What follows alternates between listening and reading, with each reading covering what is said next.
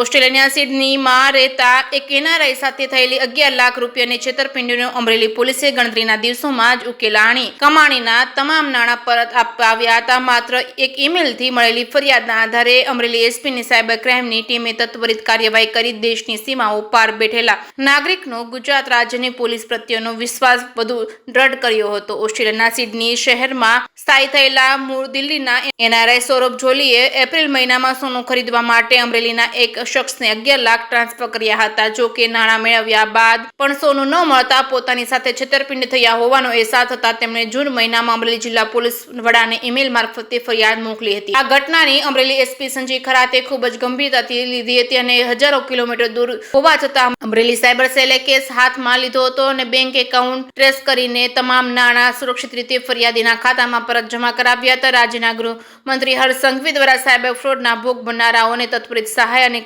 તેમની કમાણીનું રક્ષણ કરવા અપાયેલી કડક સૂચનાઓ અંતર્ગત અમરેલી પોલીસે આ કિસ્સામાં શ્રેષ્ઠ કામગીરી દર્શાવી હતી. જિલ્લા પોલીસ વડા સંજય ખરાત અને પીઆઈ કમલેશ ખટાણાની ટીમે બેંક સાથે સંકલન સાધી સામે પક્ષના શખ્સને શોધી નાણાં પરત કરવાની પ્રક્રિયા હાથ ધરી હતી.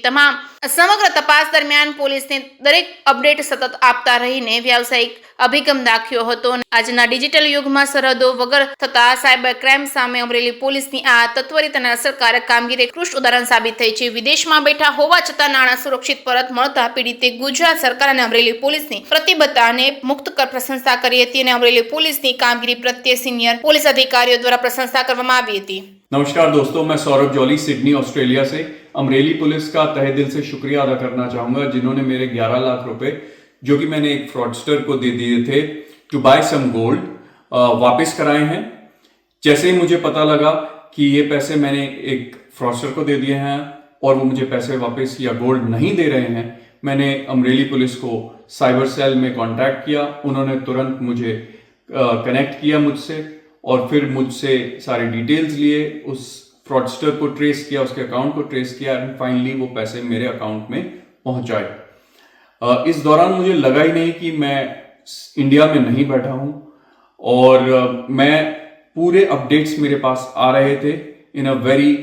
Methodical manner and I was kept updated. इसके लिए मैं तहे दिल से शुक्रिया अदा करना चाहूँगा superintendent of police Amreli Shri Sanjay Kharat ji और इंस्पेक्टर कमलेश खटाना जिन्होंने मेरा केस हैंडल किया and of course to the political leadership of Gujarat जिन्होंने इतना सेफ साउंड एनवायरनमेंट गुजरात में बना करके रखा है so that earnings of people like us can be safe. Thanks a lot. जय हिंद. તારીખ 4 જૂન 2026 ના રોજ અમરેલી જિલ્લા પોલીસને એક મેલ મળેલ હતો અને એ મેલ જ્યારે જિલ્લા પોલીસ વડા તરીકે અમારા નજર સામે રહ્યો ત્યારે એમાં એક ફરિયાદ એવી હતી કે એક વ્યક્તિ છે જે પોતે હાલ ઓસ્ટ્રેલિયામાં સિડની ખાતે રહે છે અને એમની સાથે અમરેલીના કોઈ વ્યક્તિએ 11 લાખની છેતરપિંડી આચરેલ છે. જેથી આપ સૌ જાણો છો હાલ સ્માર્ટ પોલીસનું જમાનો છે અને સ્માર્ટમાં જે પહેલો એસ છે એ સેન્સિટિવ સંવેદનશીલતા માટેનું છે, ટી જે છે છેલ્લું એ ટેક સેવી માટેનું છે અને આર જે છે એ રિસ્પોન્સિવ પોલિસિંગ. તમે કોઈ વ્યક્તિ કોઈ ફરિયાદીની ફરિયાદ આવે એમને કેટલું બહાર મૂકીને એના ઉપર કામ કરો છો તે બાબતની રહે છે. રાજ્ય સરકારની પણ એ બાબતે વખતે વખત સંવેદનશીલતાથી અને એક જવાબદારીપૂર્વક પોલીસિંગ કરવાની સૂચના છે અને તેના ભાગરૂપે જિલ્લા પોલીસે આ જે મેલ મળેલ હતો એ મેલ કરનાર અરજદારને સામેથી સંપર્ક કરી અને છેલ્લા 1 મહિનાથી એમના સતત સંપર્કમાં રહીને એમની સાથે કેવી રીતે એ સાયબર ફ્રોડ થયેલું છે, એમને કેવી રીતે એ લોભામણી જાહેરાત જે છેતરનાર વ્યક્તિએ છે એમને આપેલી હતી, એમને કેવી રીતે એમને 11 લાખ રૂપિયા મોકલેલા હતા અને 11 લાખ રૂપિયા શા માટે મોકલેલા હતા, આ કામના જે આરોપી છે એને 11 લાખ રૂપિયા કેવી રીતે મેળવેલ હતા તે બાબતે તપાસ હાથ ધરવામાં આવેલ હતી. અને તપાસના અંતે જિલ્લા પોલીસના એક સાયબર ટીમ છે એ સાયબર ટીમના પીઆઈ તરફથી એવું સામે લાવવામાં આવ્યું કે આ કેસના કામે જે ભોગ બનનાર હાલ સિડની ખાતે ઓસ્ટ્રેલિયામાં રહે છે એમનું સાથે ખરેખર 11 લાખનું છેતરપિંડી થયેલી છે અને એ કેસના જે આરોપી છે એ અમરેલી જિલ્લાનું વતની છે.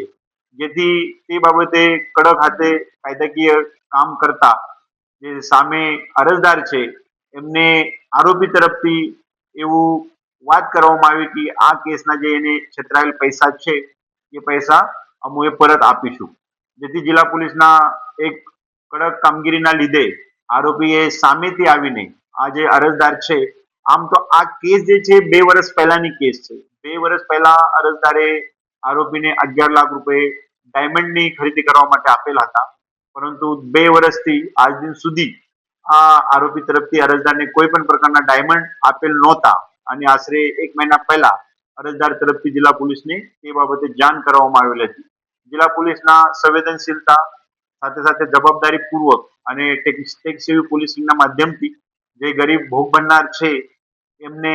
કોઈ પણ પોલીસ સ્ટેશનના અથવા જિલ્લા પોલીસના ધક્કા ખાધા વગર 11 લાખ રૂપિયા બહુ ટૂંક સમયમાં આશરે 44 દિવસમાં જિલ્લા પોલીસથી પરત કરવામાં સફળતા મેળવેલ છે. એટલે જિલ્લા પોલીસની જે સાયબરની ટીમ છે એ ટીમને પણ અમે અભિનંદન પાઠવીએ છીએ અને સાથે સાથે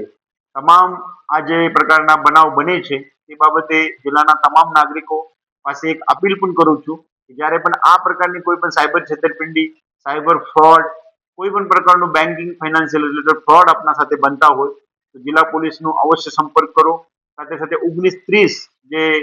નંબર છે એ નંબર ઉપર અવશ્ય જાણ કરો. જિલ્લા પોલીસ સામે જે પણ કેસ આવશે એ કેસની જિલ્લા પોલીસ બહુ સંવેદનશીલતાથી અને જવાબદારીપૂર્વક તપાસ કરીને આપણને આપણું જે નુકસાન થયેલું છે એ નુકસાન અટકાવવા સારું અથવા જે આપણા નાના ગયેલા છે એ નાના પરત મેળવવા સારું જિલ્લા પોલીસ સફળ પ્રયત્ન કરશે.